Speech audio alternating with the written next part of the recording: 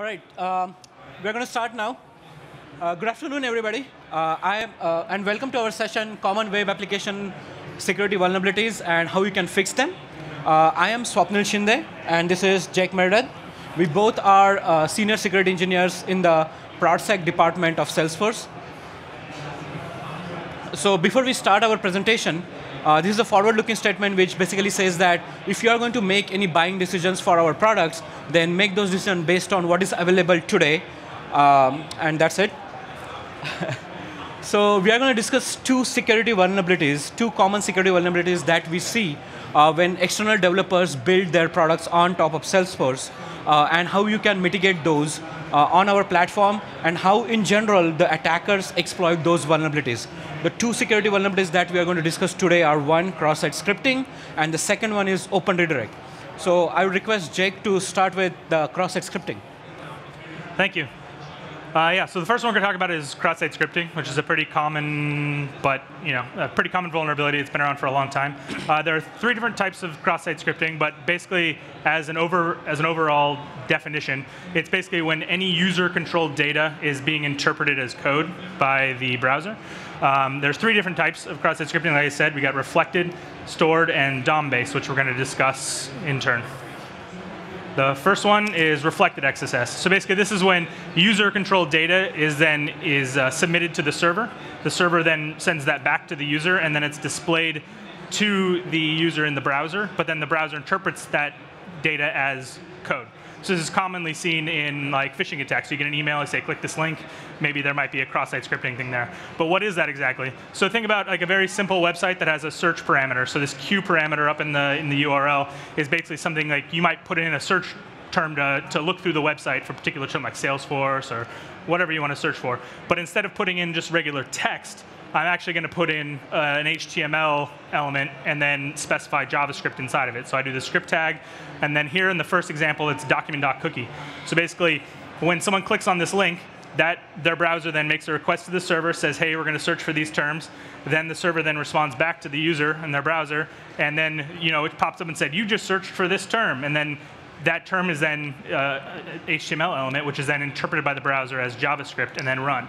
So in this particular example, it's just popping a cookie. So a little alert box shows up and says, hey, here's your cookie. While that in itself isn't malicious, think about instead of doing that in a real-world scenario, that cookie would be maybe sent off to a malicious user, and then they can spoof your identity. And then another example, instead of just doing JavaScript straight in there, we can load JavaScript from an external domain, which we'll actually show you in our demo. The second example of cross-site scripting we're going to talk about is stored cross-site scripting. So this is much more dangerous because when I send this user-controlled data now to the server actually stores it in its database, right? So then it's stored on the server, and so if anybody else reads that page, it then gets reflected. So a very common one is like forums. Forums people talk about, you put cross-site scripting in like an Amazon review thing or something. Not that that would work, but like that type of idea.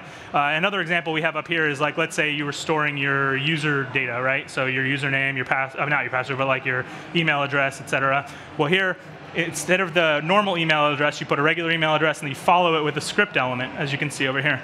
So then the exact same thing is I can store the cookie.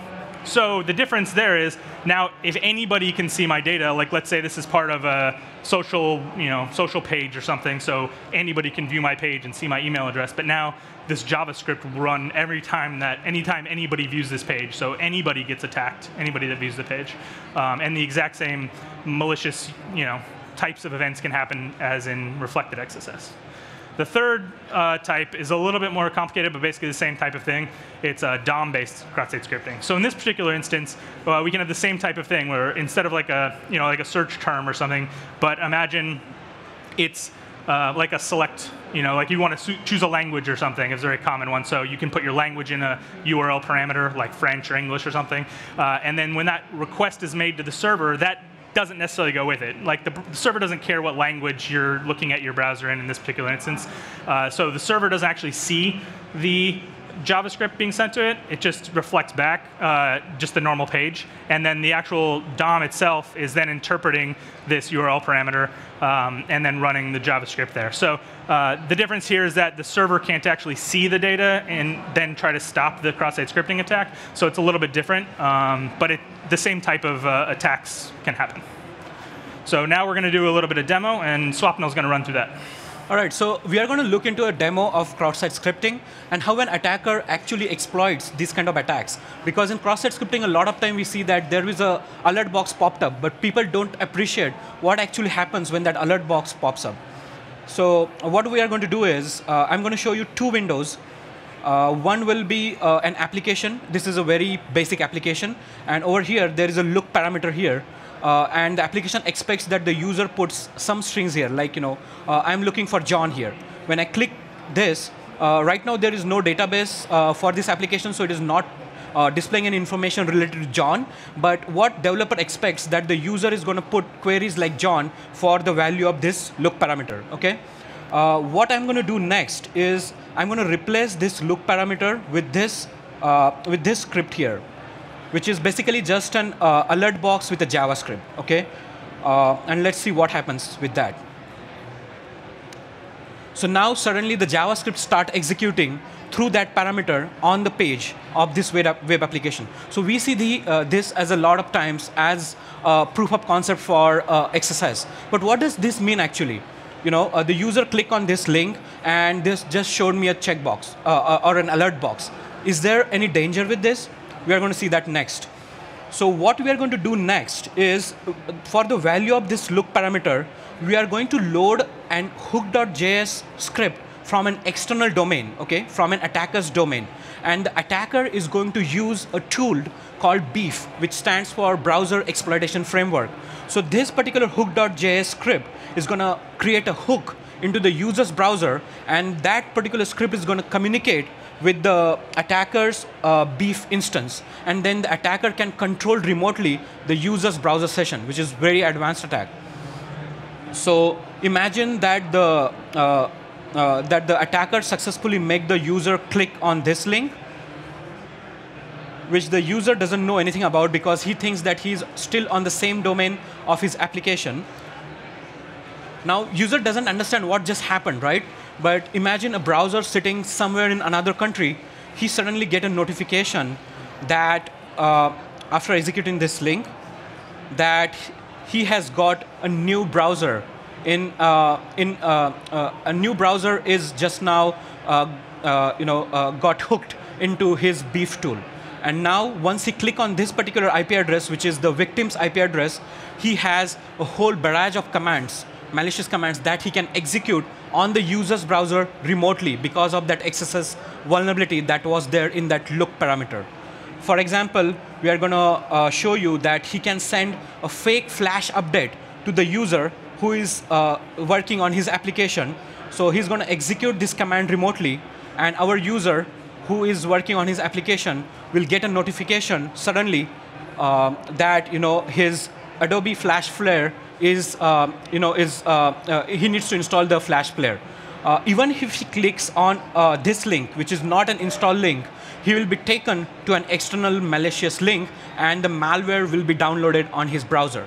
So what we just demonstrated here is because of this look parameter, which is vulnerable to cross-site scripting, an attacker could include a hook into his browser, and he could control his browser from a remote session sitting somewhere else in some another country. Now he just can send him a flash update. He can gather his cookies. He can redirect the naive user to another website. He can also execute his own code. Okay, here if we go to MISC and if we go to raw JavaScript, then he can write his own code here, and that code will be executed in user's browser. This is pretty dangerous because he can steal the cookies, he can redirect user to somewhere else, and he can do all these nasty things. So I'm going to demo one more thing. This is the raw JavaScript that will be executed, and the user will see a pop-up block on his browser, which is initiated remotely from the attacker's window. Cool. So now that we've discussed, what kind of, what cross-site scripting is and how a bad guy could use that. Let's talk about how you can kind of mitigate it. So first we're going to talk about some generalized mitigations, then we're going to go into Salesforce specific stuff. So first, generalized mitigations, basically we talk about two things. We talk about input filtering and output encoding. So input filtering is exactly what it sounds like. You want to filter what's coming in. So if you have a very specific set of character range that you want in a particular field, then you just accept those and you don't accept anything else. Obviously, you want to make sure you do that on the server side and not the client side. But that can be problematic, right? Because sometimes we need those other characters. Sometimes we need, different types of, processing and so forth. So a more robust way to do it is output encoding. So basically, what this does is we let whatever go to the server. We let the server process it, hopefully safely. Then we spit it back out to the user to send it to the browser. But instead of sending raw HTML meta characters and so forth, like the left angle bracket as above, the server encodes that first. So it saves it as an ampersand LT, for instance. So the browser sees that ampersand LT and actually displays a left angle bracket, so the user sees it on their screen, but it's not interpreted as HTML. So this allows you to, you can type in, like, for instance, we can do that script alert, whatever, and it would still that would show up on the user's page looking exactly correct, but it wouldn't be interpreted as script and then run as JavaScript. Another mitigation that's a little bit more powerful, a little bit more extensible, is content security policy, which is an HTTP response header that can basically allow you to control resources from pages. It can stop cross-site scripting. It can allow you to use only certain CDNs. It can control which external locations you're allowed to pull JavaScript from. It's very, very, very big and very complicated, but it is very, very powerful. Feel free to ask me questions after if you'd like more information. But now for Salesforce specific stuff. So when you use Salesforce, most of the time, in most instances, we'll take care of most of the the cross-site scripting protection, but there are some instances where we don't.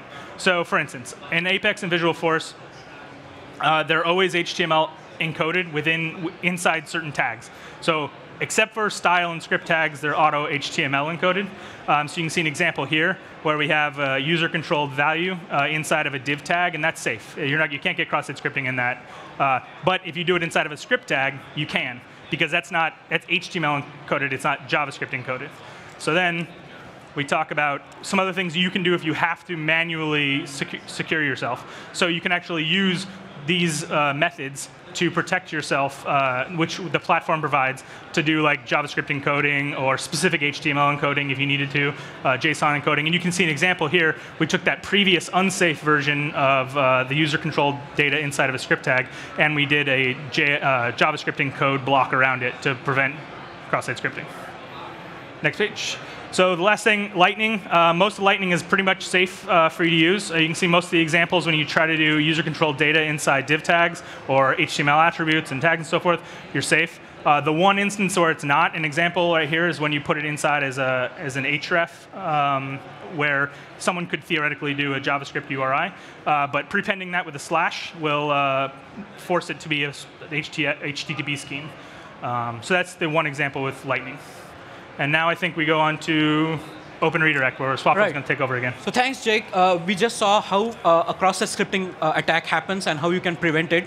The second vulnerability that we are going to discuss today is called as Open Redirect. And what does that mean and how an attacker can exploit it? We are going to see it now. So here is a redirection example that developers use in their code. What a developer trying to do here is, as soon as the user clicks on the save button on the current form on his web page, the developer wants the flow to go to the home page of that particular application. So this is a very common practice that developers do when they code. Now, how it can be exploited? If the developer is blindly trusting whatever value is coming on with this onSave parameter, then an attacker could form a link which will take the flow of the web application to an externally attacker-controlled domain or an external attacker-controlled website. And that's where the problem arises. If the developer is not doing the sanity checking of the value of redirection parameters like onSave, then there could be a possibility of open redirect attacks. And when the attacker exploits it, what they do normally is they create a same looking page, for example, a login page, which is hosted on attacker's external domain, and user in the flow of operating on his application wouldn't notice that he has been redirected to an external domain, and they would enter their credentials, which will be sent to an attacker's domain. So the attacker will gain the username and passwords of the users of the applications that are developed. So for example, here is an expected link for the developer that he has created this link, and when the user clicks on save for this particular form, and we are going to say this in the demo, the flow of the application should go to the home page of that particular application. However, if an attacker forms a URL like this, where he is trying to send the user to an attacker website, which is an external domain, and if the user clicks on this link, right, he sees the usual form, he finds everybody is okay, and when he or she clicks on that save button, he will automatically be taken to an external domain which is controlled by an attacker. And imagine, as shown in this figure, on this attackerwebsite.com, if attacker creates this particular web page where this looks very similar to Salesforce's login credential web page, right? So a naive user will enter his username and password in here, and those values will be sent to an attacker's domain, and attacker will harvest username and passwords for our users. So and this is an example in code actually. So in the Visualforce code, there is a button. When the user clicks on this button, the save method is called on the backend Apex code, and on the backend, what the developer is doing is he is taking the value that is coming in from the onSave parameter. He is creating a new page reference, and he is setting the setDirect to that new value directly without checking what is coming into that value from the UI. If this is an example of vulnerable code, and we can show you in the demo how this happens. So for example, this is the link that the developer expects.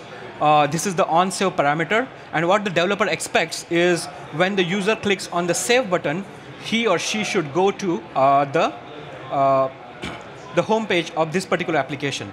This application is built on top of Force.com platform. So user sees this form, he's familiar with this, he finds everything is okay, and they click on the save button, and they should go to the home page. However, if the attacker creates the same link and he influences the onSave parameter with this particular website, which is external website, and he make the user click on this link, this will go in here, and user will land on this page, and the user will look at this form, he's familiar with this form. What they will do is they will click on the save button because everything looks okay. Instead of going to the home page, they will be redirected automatically to attackerwebsite.com. And from here, the possibilities are limitless, right? Here, they can have the Salesforce-like looking page where they will ask user to enter the credentials again, and user won't even notice that they are on the different domain.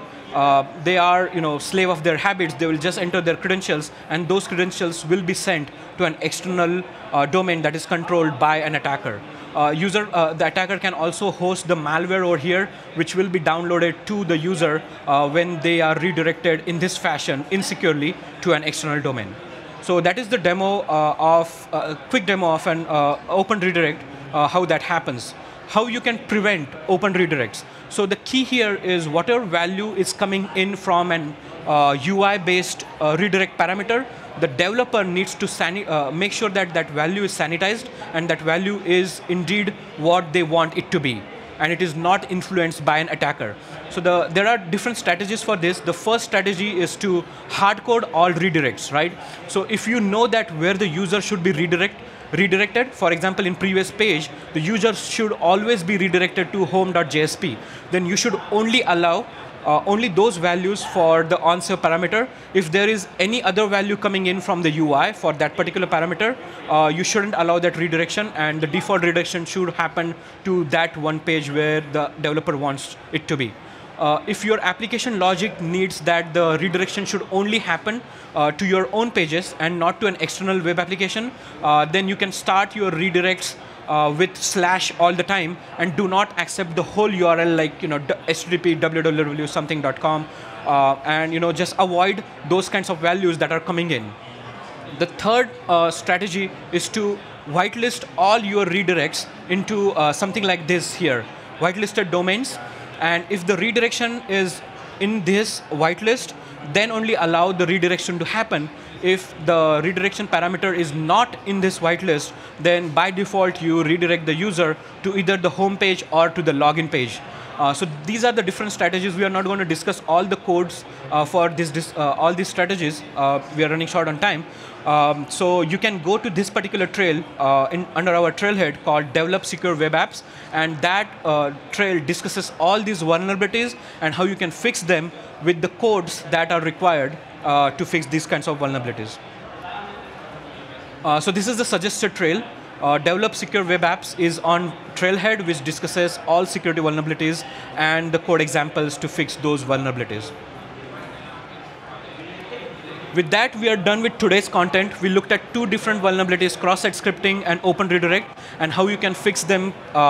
We briefly looked at those things. If you want to look at more code examples, feel free to go to our Trailhead. And also, if you have any questions, we'll stand here for some time because there is a session in 10 minutes here, so we need to leave the stage. But come talk with us, or if you want to discuss more things in detail on security, we have a Salesforce security booth right there in front of the admin meadow. You can come there, meet our people. There are all security engineers and experts you will find there, and you can talk your issues related to any issue related to Salesforce security over there.